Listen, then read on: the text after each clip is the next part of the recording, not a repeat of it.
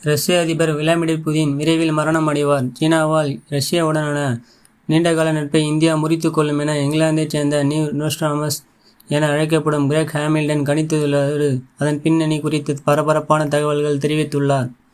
இங்கிலாந்தின் சவுத்தாம்ப்டனைச் சேர்ந்த Greg Hamilton இவர் ஒவ்வொரு ஆண்டும் பல முக்கிய கணிப்புகளை கணித்து கூறி வருகிறார். கொரோனா பரவல், டொனால்ட் ட்ரம்பின் அரசியல் நிலவரம், பிரிட்டன் மகாராணி 2ஆம் எலிசபெத்தின் மறைவு உள்ளிட்டவை அவர் கணித்தது போலவே நடந்தது. மேலும் நீண்டகாலம் நட்பு பாராட்டி வரும் இந்தியா ரஷ்யா இடையேயான உறவு பற்றியும் அவர் திடுக்கிட வைக்கும் தகவல்களை கூறியுள்ளார். இந்தியா ரஷ்யாவின் உறவில் முறிவு ஏற்படும் எனவும் சீனாவும் ரஷ்யாவும் நெருக்கமாக செயல்படும் எனவும் தெரிவித்துள்ளார். மேலும் ரஷ்ய அதிபர் விளாடிமிர் புதினின் மரணம் குறித்தும் அவர் திடுக்கிடம் வைக்கும் தகவலை வெளியிட்டுள்ளது. இது தொடர்பாக அவர் கூறியதாவது: இந்தியாவின் எல்லை என்பது விரிவடையும்.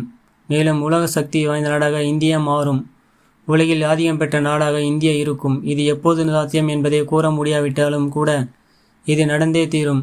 மேலும் இந்தியா ரஷ்யா இடையே நல்ல உறவு தற்போது உள்ளது. ஆனால் ரஷ்யாவுக்கும் சீனாவுக்கும் இடையே நட்பு என்பது வளர்ந்து வருவது இந்தியாவின் நலன்களுக்கு எதிரானதாக அமையலாம். மேலும் ரஷ்ய அதிபர் விளாடிமிர் புதின் மரணம் என்பது உடனடியாக நிகழக்கூடியதாக இருக்கும். இது நடக்க இன்னும் நீண்ட காலம் இல்லை. அவரது மரணம் என்பது பெரிய மாற்றத்துக்கான புள்ளியாக இருக்கும். மேலும் ரஷ்யா உக்ரைன் போரை அதுதான் முடிவுக்கு வரும். இருப்பினும் அது உடனடியாக நடக்காது. ஆனால் விளாடிமிர் புதின் மரணத்துக்கு பிறகு போர் நிறுத்த ஒப்பந்தம் கையெழுத்தாக வாய்ப்புள்ளது என கணித்துள்ளார்.